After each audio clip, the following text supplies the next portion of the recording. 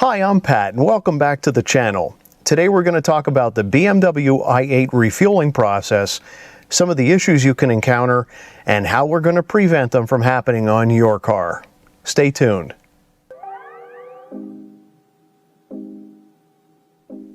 The BMW i8 uses a very interesting process to initiate refueling. This is because it's a closed, pressurized system. Because you may be driving an electric boat, and as you're driving, the gas is swishing around, it's creating vapors. When you go to uncap the gas cap, what ends up happening is it releases a lot of vapors into the atmosphere.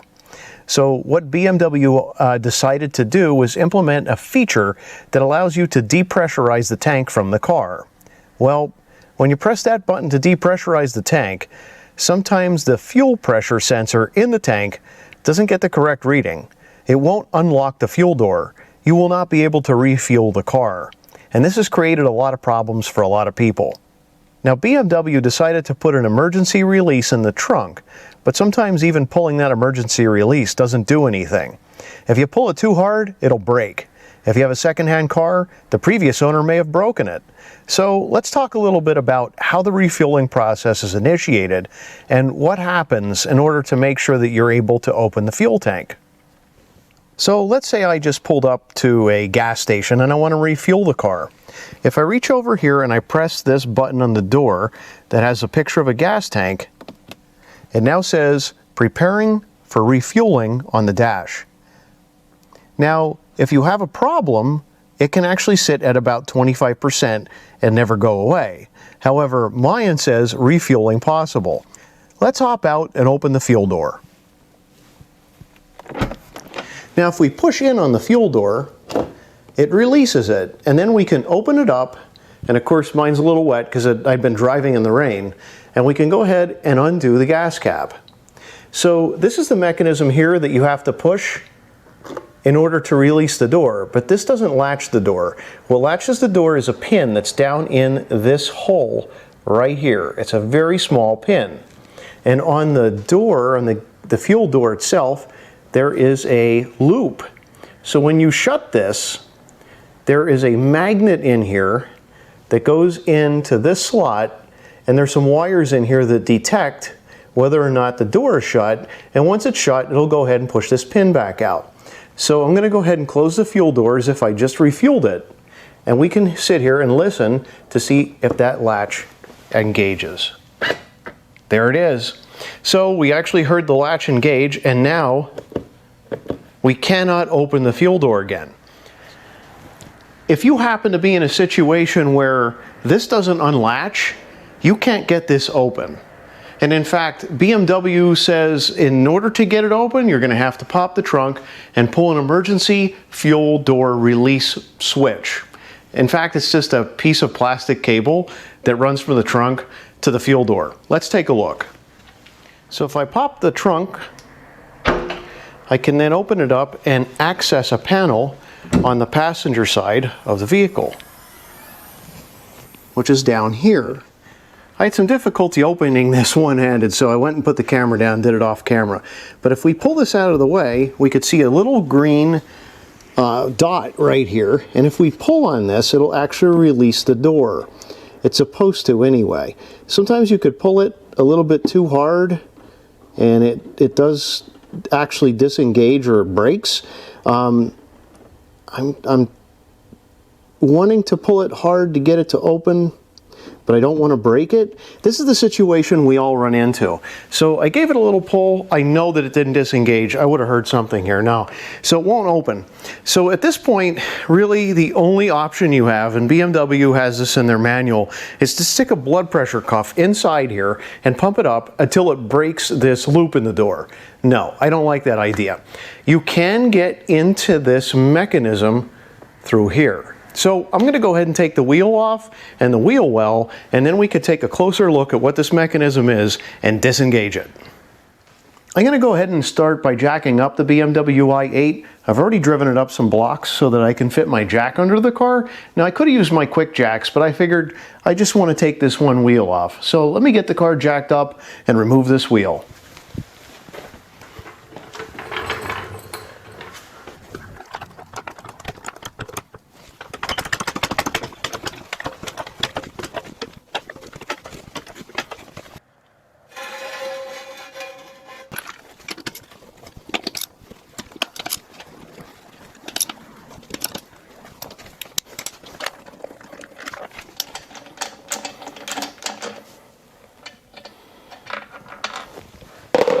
like to use these sockets that have a protective sheath of nylon over them so they don't scratch the wheel.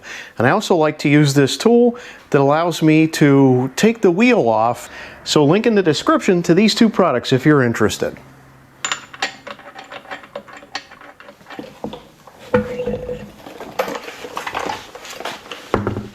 Now we can see the wheel wells have these little bolts in them. That's all we need to do is remove those.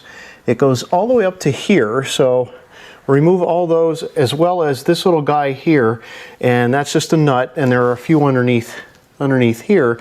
So I can remove those and then we'll have access to behind the fuel door.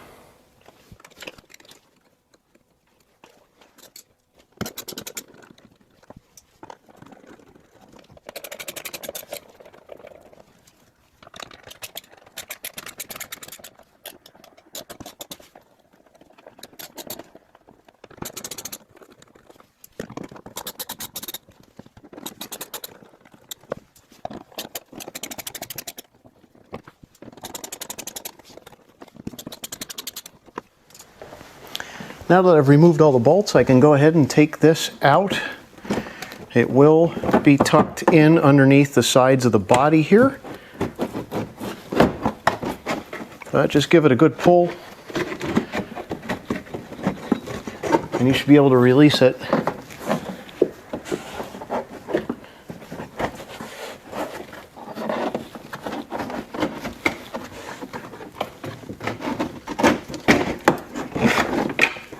Just like so. Okay, here's the fun part. Up here is where you refuel the car, and here is that green cable that runs all the way back, actually behind this half of the wheel well, to that little pull thing. So effectively what we're doing is we pull on this, we're disengaging this, and this is the pin that goes into the fuel door. So if I push on the fuel door from the outside, it opens up. So I can go ahead and close this just by pulling it back into the closed position, and now we could see that this is our pin. That's the actual pin right there that is going into that loop. So, we want to make sure that this is pulled back so that the door can open and close easily. So if you happen to be locked out and you can't get fuel, this will allow you to open this, but as soon as you start the car, it's going to close it.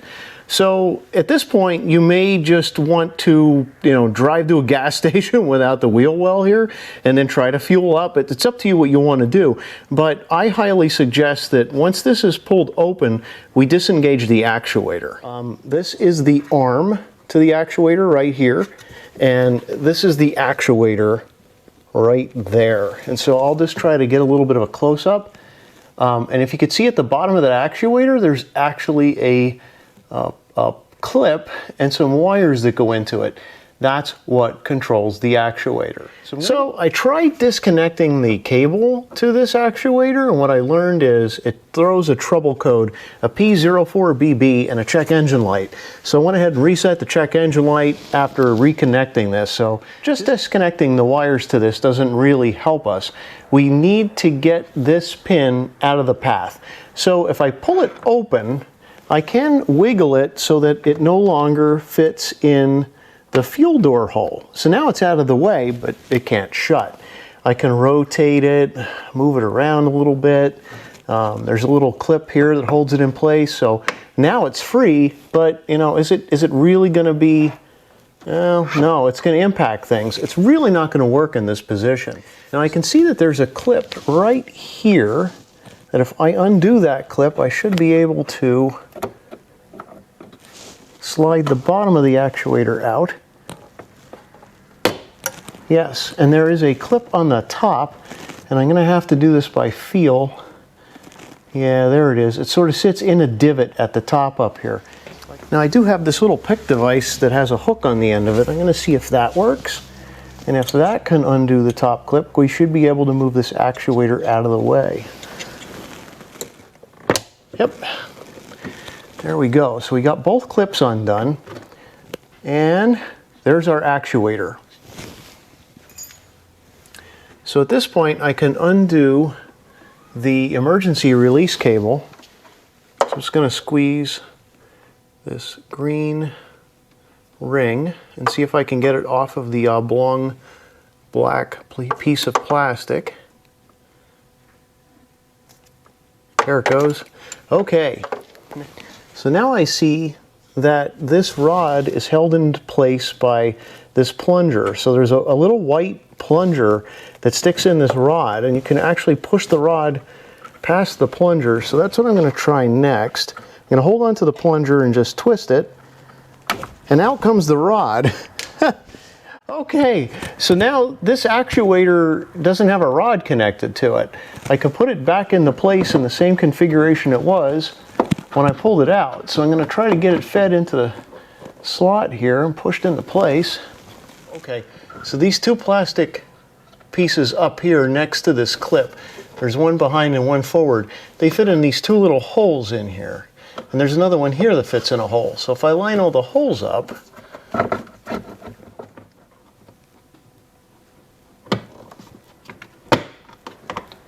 okay, that's actually in place in the original location.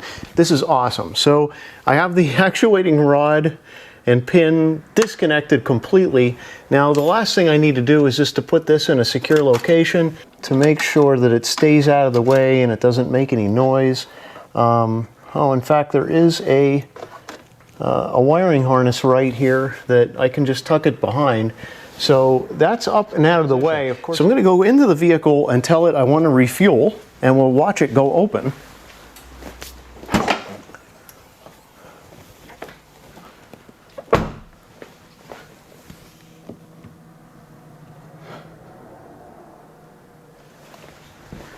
And the vehicle said refueling possible. I'll open the fuel door, and then I'll go ahead and close the fuel door.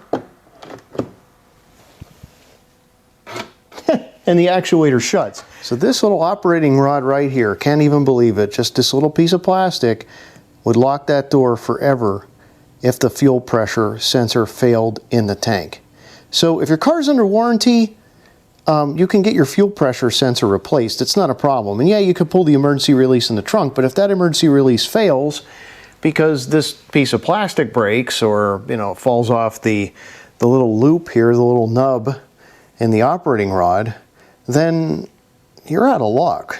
So my car is still under CPO warranty, so I do have a few more months of warranty left, but I wanted to get this out of the car because if I'm on a long trip and I don't want this thing to lock me out of my fuel tank, then I have to worry about, can I use the emergency release cable? Will this actually work or will it not? I don't know. So now this is out of the way. I never have to worry about refueling the car again. So I'm going to save this. I can always put this back in the car. I know that what I need to do is go ahead and remove the actuator. So once I take this actuator back out of those two clips and that's out of place, then at the end of this white piece is where this part of the actuator goes on. So that'll hook on there, and I can make sure that my release cable is connected to this little knob here, and this will now function to lock the door. But in the meantime, I'm happy without having this there. So at this point, our actuator is actually in place. It's held in place solidly. It's not going to go anywhere. And I believe that our cable is tucked into place behind some of these wires that are up here. So that's not going to go anywhere. So we can reinstall our wheel well at this point and get the car back together. So in order to get our wheel well in easily, these pieces here slide behind other pieces. I just have to work it in sort of like this. So the bottom part first, and just figure out where everything lines up. It's not too hard to figure out. And then once it lays into place easily at the bottom, it should lay into place easily the rest of the way. And then we can go ahead and install all of our retainers. So our wheel well is in place, so we're good to go there. So one more thought on this.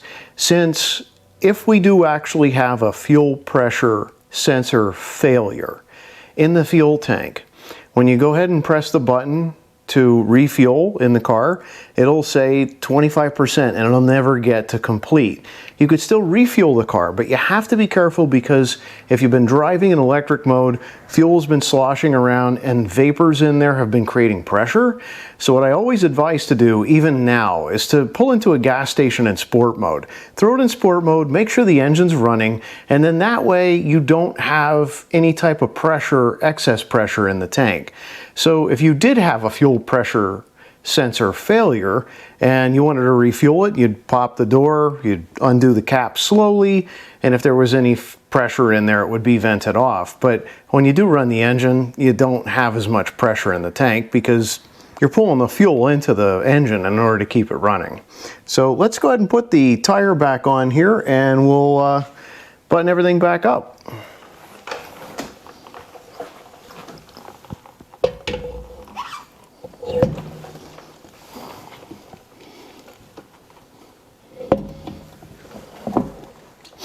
Have my torque wrench set to 105 pounds-feet. Now I could go ahead and tighten the wheel.